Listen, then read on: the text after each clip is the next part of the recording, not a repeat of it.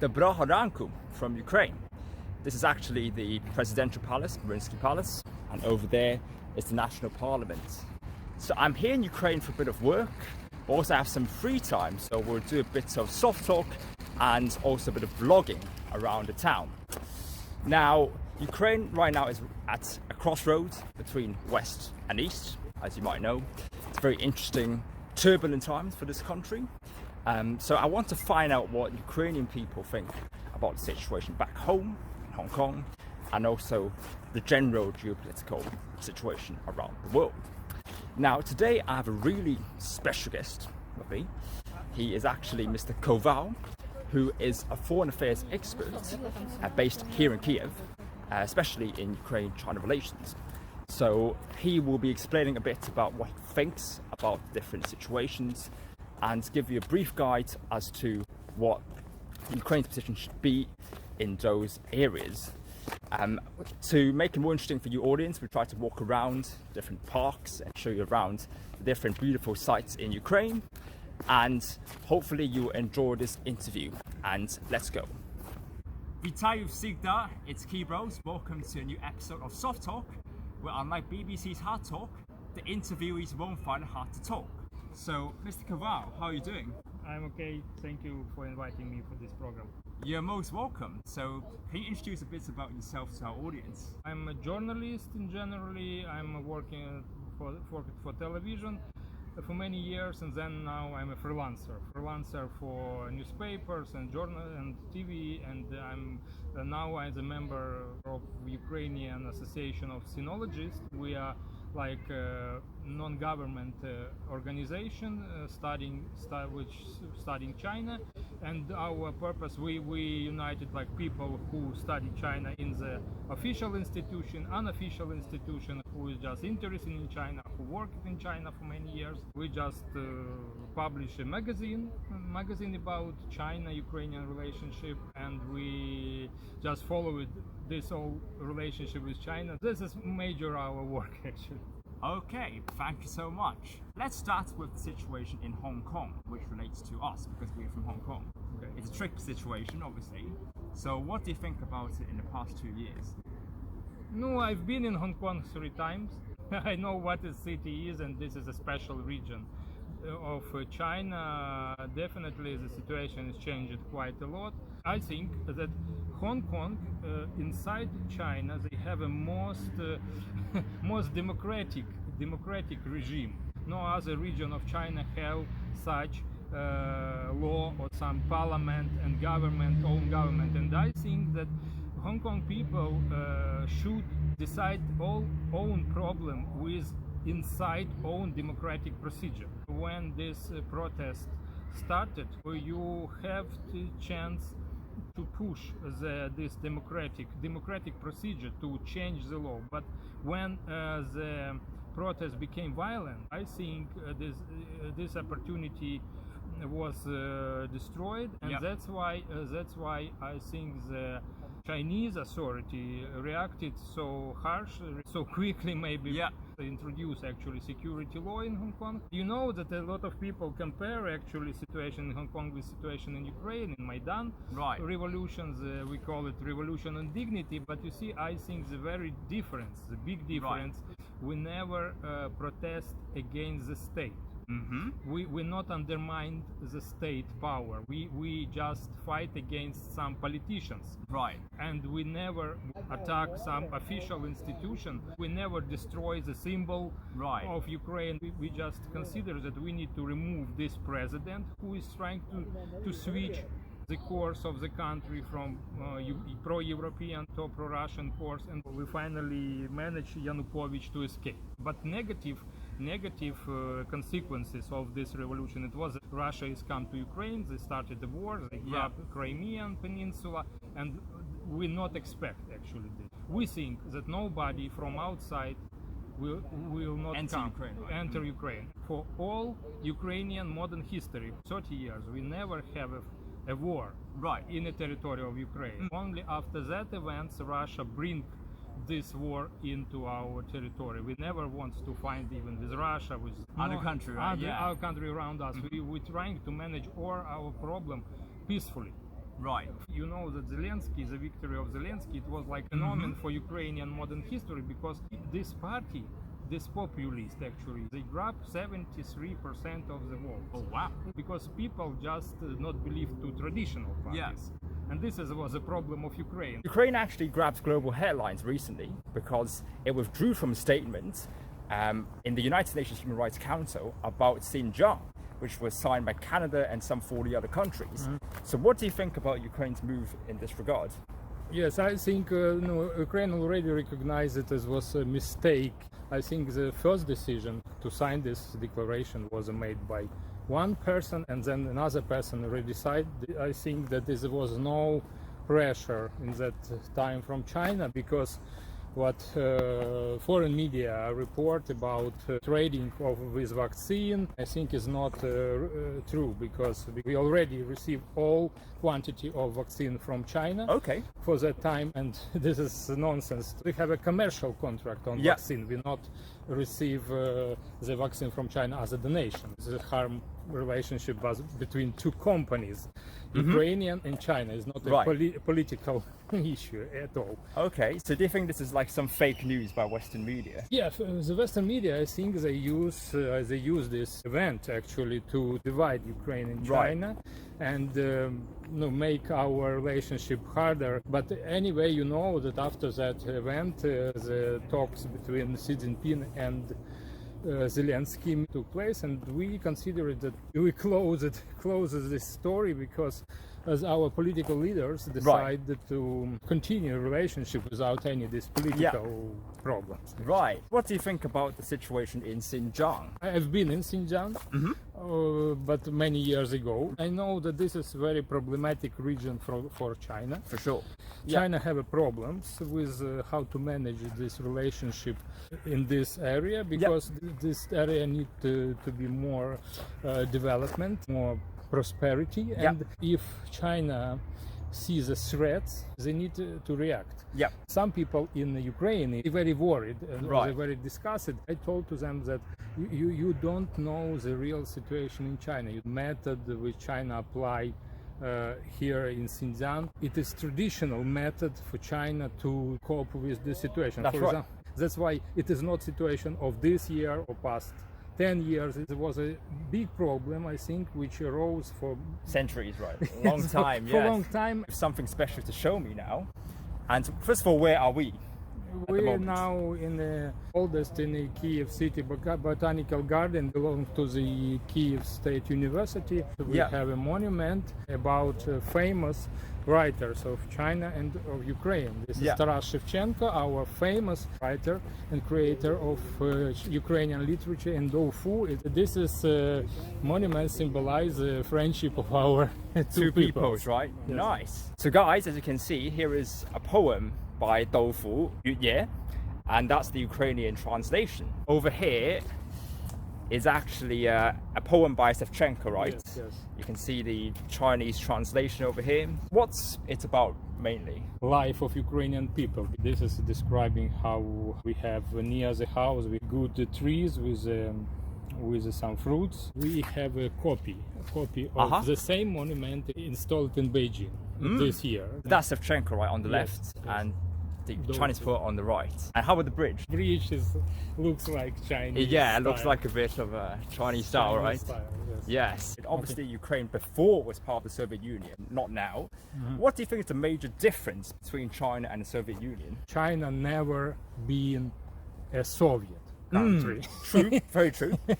In the Soviet Union, deputies have more power in terms of making some decision. Right. You also have a system of party consultation. In the Soviet Union, we have no such system. Okay. We have only one party. We have no many parties like in China. That's why we have no the institution of consultation between different political parties. Right. This is another difference. The Soviet Union was like confederation of the independent state, formally. Even according to the Soviet constitution, the state have the right to withdraw from the Soviet Union. Right. In China, the constitution, even the autonomy district, autonomy regions, they have no rights to withdraw from China Republic. True. But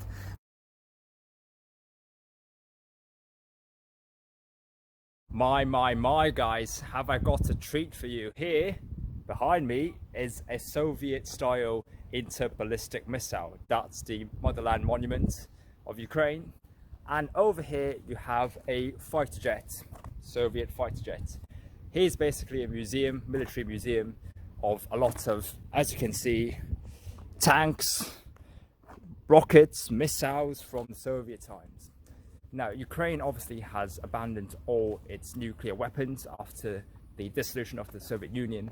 Unfortunately, they were attacked, mainly because they didn't have any nuclear missiles. So one must wonder whether having nuclear weapons can actually help the country to protect against foreign invaders. This is an open-ended question, I can't answer that.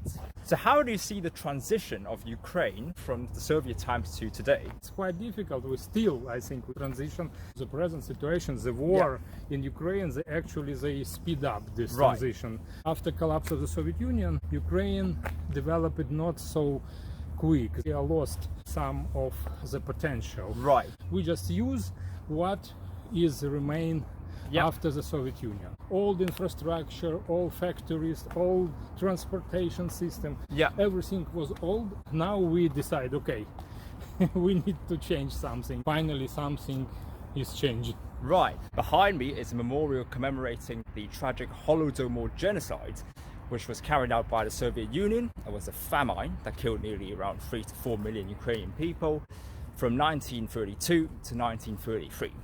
Now, this piece of information is not really well covered in some of the historical textbooks.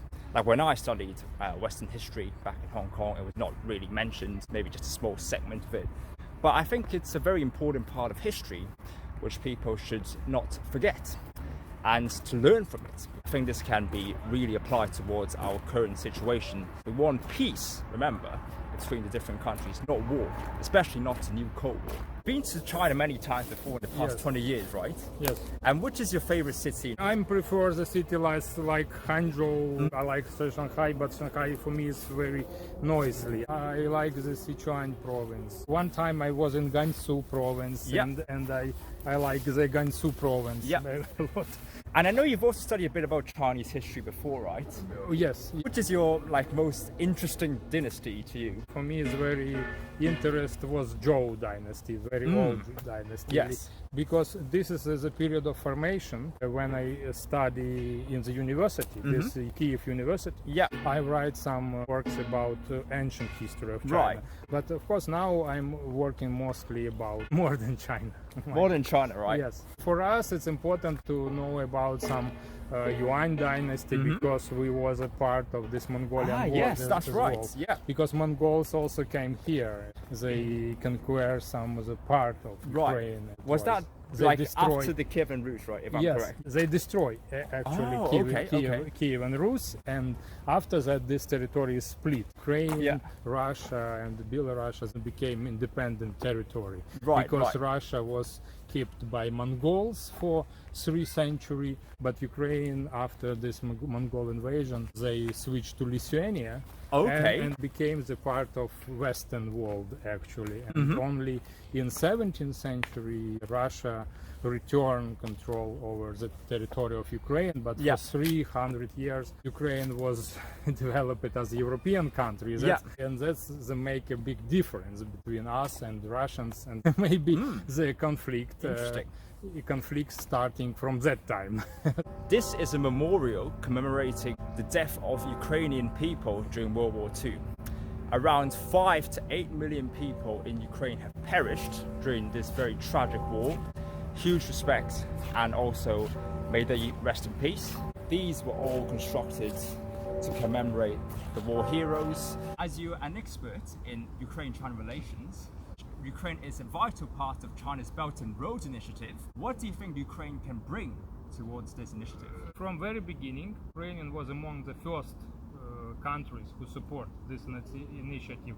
Actually, Yanukovych, the former president, he supported the initiative in 2013, and it was the first European leader who supported this idea in that time. As we now in that situation with the war with Russia, all actually major roads of the One Belt One Road is going through the Russia, and Russia is stopping our transit, for example, to China. Now we something in a pressure to be the active member of the One Belt One Road initiative. China decided to make some roads to Ukraine and then to the Central Asia, to Central Europe. I mean, Hungary, to the Czech Republic, Slovakia, and Austria. Until now, most of the Chinese goods come here from the sea. We have Odessa, the south of Ukraine, a big port. It connected with Hong Kong, maybe, with the south Chinese ports. And if we took to these 5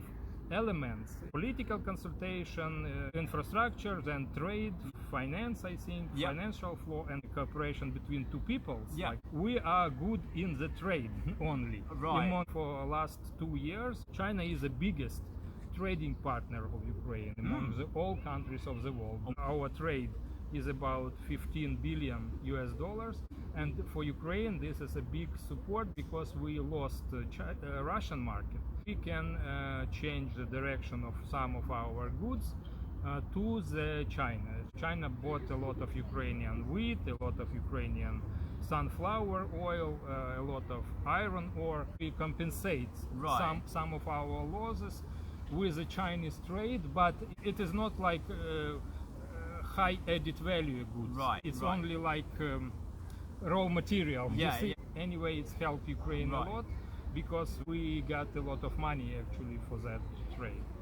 We still need to do more about our infrastructure because our infrastructure is not so connected. Financial services also is not good due to pandemic situation. We also cut all this people-to-people contact. Before pandemic, every year I went to China, meet with my Chinese friend, and it was my very good opportunity to know more about China. Now, of course, we communicate online, but for me it is not a convenient way. For last 2 years we already have no direct flights between Ukraine and China, and I think that after pandemic we need to renew the direct flight between China and Ukraine. On my way to Ukraine, I actually can see a lot of Chinese people coming in because there is a visa-free regime for PRC citizens to Ukraine and vice versa. I think that's part of a deal signed by Zelensky and President Xi only a few months ago. Chinese citizens, they allow to enter without visa to Ukraine for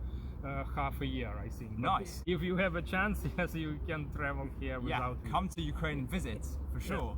Over there is actually a memorial for different cities during the Soviet Union that have contributed towards the efforts in World War II. First of all, over there, that's Moscow, Moskva. Leningrad, that's St. Petersburg. Volgograd, that's also part of Russia. And over here is where we are right now, which is Kyiv. And if you turn over to this side, you can see a very interesting, I think it's Soviet-style monument with the Ukrainian flag now today. So that's a bit of past and present mixed together. What do you think the future of Ukraine should be? Should it join the EU and NATO? We are in war. As for now, we consider that if we will be the part of European Union, it will be more difficult to destroy Ukraine as a state. Because the aim of Russia, Putin is clearly say this, is aim to destroy Ukraine as a state. And that's why our aim to join some blocks like EU, NATO. But you see, on my mind, the NATO and the EU is not ready to accept us because we are a relatively big country. We actually the biggest country in Europe by territory. With our acceptance, they accept a lot of problems, which we still cannot decide. That's why I think that our enter to EU and NATO will not happen in nearest some 10 year or 15 year. We need to rely only on our forces to make Ukraine stronger because we are now under the threat. Ukraine has actually recently sanctioned the sale of Oleksiy, if I'm correct, by a Chinese company. For your information, actually Oleksiy is Eurasia's largest aircraft manufacturer. So what do you think of this move? I think that was an unjustified move from Ukrainian side, because Chinese investors who bring the money to this factory, if we have a good relationship or we have a good system of protection of the investment, it was no problem. Right. But I think that people who was involved in that deal, they just grab his money and now trying to not be punished. This is sanctioned. It was just an internal decision of President of Ukraine, because he have no other legal procedure or legal base to not allow these people to take control over this factory. But you see, Chinese business done one big mistake. They not make a direct investment from China to Ukraine. Investment came from the offshore zones, and so we not consider this investment as a Chinese investment. This is Chinese citizens, but investment by the papers. They came from the companies registered on the offshore zones. Need to understand finally that this is not a state investment. This is a private, and that's why I think that this is not harm state interest and state-to-state relationship. But of course, I think the idea of sanctions is very harm Chinese people, because Chinese people faced sanctions from United States, and they was unexpectedly faced sanctions from Ukraine. Surely United States was also involved in this conflict, and the United States is pressed Ukraine to not allow Chinese investor to take over this factory. Right. And I think China hasn't retaliated at all, right? Oh, yes, until now we not faced any retaliation, which is I think a good thing. Welcome to the Kyiv-Pechsk Lavra, which is listed as a UNESCO site. The exterior is obviously very beautiful, along with this very, very stunning bell tower. This is the view from the bell tower, but mind you, wait till I show you the inside. It's absolutely sublime. Check it out.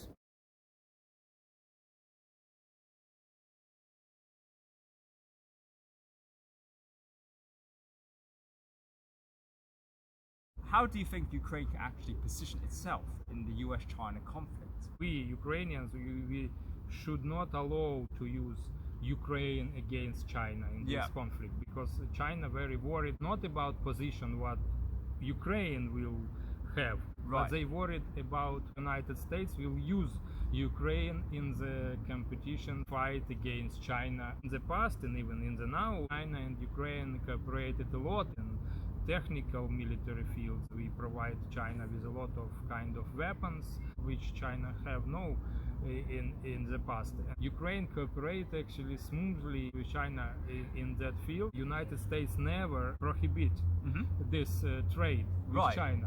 But only now, United States became more aggressive. They now monitor everything, what is China doing here, what the interest of Chinese investor. Sich was just one example. United States, you see, they consider the provider of security for Ukraine in that situation. Now, when we ask our international partners to help, for example, China not provide us any military security. And for us, it's very important, and other countries do the same. Not many countries provide us some military technology or some security assistance or intelligence data. Anyway, Ukraine is very considerate about this when the country wants to cooperate in this field. This is one attitude. If country not want to cooperate in this field, the attitude is another. That's why the United States is demanding from Ukraine that we are provider of your security, we support you with military equipment, so you need to be careful in military cooperation with China. But I think that in the interest of Ukraine, it is to continue the cooperation with China, or military cooperation with China, not connected to these security issues. Emphasize that this is just technical cooperation. We can create some new technology, for example, what we do in the past actually already. Maybe we can avoid restriction from the United States. I see. So do you think it's best to stay neutral for Ukraine between US and China? Yeah, because this is not our war actually, but in Ukraine, a lot of forces pushed us to the western side, of course. They consider that we need to be on the US side on this conflict, but we don't consider that this is this is our conflict at all. Yeah, of course. China has actually officially supported Ukraine's sovereignty and also territorial integrity, and similarly Ukraine has also abided by the One China principle. So what do you think about this move?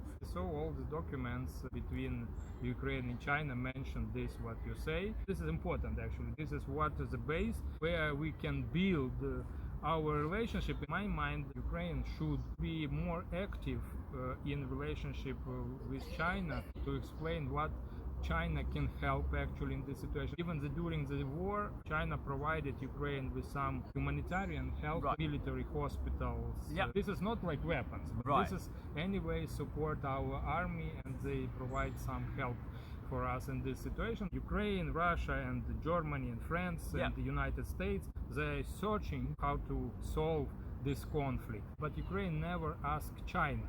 What is your position? What your vision? How do you think we can manage this situation? China is a global player. China can communicate with Russia as well. They press China for support after the occupation of Crimea. China not allow Russia actually to change Chinese position on this issue. Even after some years, Russian diplomats finally understand that they will not change the position of China, on that issue. China is keeping its position from very beginning until now without any change.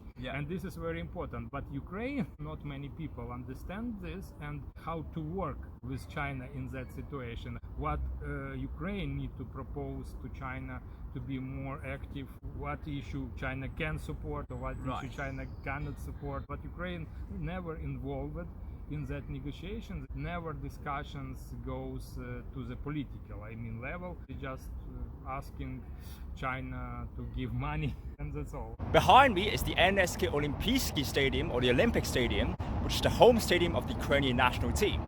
Now the team did pretty well in this year's Euros. They qualified for the quarterfinal for the first time, only lost to England. And they had pretty good players like West Ham's Yarmolenko, who I had the privilege to meet once in London, and also Manchester City's Zinchenko. Now, their manager, Andrei Shevchenko, is a legend for club and country. The stadium is also the home stadium of Dynamo Kyiv, which plays in the Ukrainian Premier League. So, do you follow football? I'm not a fan, but I watch football, of course. So, what do you make of Ukraine's performance in Euro 2020? One of the best our performance, actually. But of course, we want more. We want to beat the English. Of course. The English team. Who's your standout player? I think Yarmolenko my favorite. Here marks today's interview. So a big duże dziękuję is how you say thank you, right? In Ukrainian. Yes.